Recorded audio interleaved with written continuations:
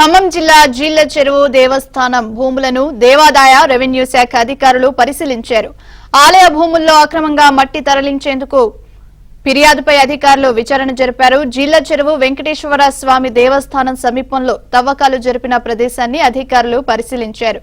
మట్టి తవ్వకాలపై 2 ఏళ్లుగా ఫిర్యాదు చేస్తున్నప్పటికీ అధికారులు పట్టించుకోవడం లేదని గ్రామస్తులు ఆగ్రహం వ్యక్తం చేశారు. తవ్వకాలు జరిపిన ప్రదేశం పరిశీలించిన అధికారులు బాధ్యులపై చర్యలు తీసుకుంటామన్నారు.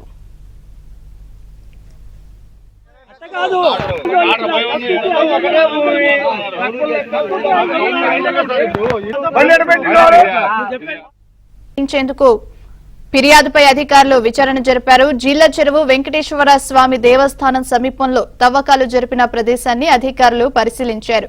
మట్టి తవ్వకాలపై 2 ఏళ్లుగా ఫిర్యాదు చేస్తున్నప్పటికీ అధికారులు పట్టించుకోవడం లేదని గ్రామస్తులు ఆగ్రహం వ్యక్తం చేశారు. తవ్వకాలు జరిపిన ప్రదేశం పరిశీలించిన అధికారులు బాధ్యులపై చర్యలు తీసుకుంటామన్నారు.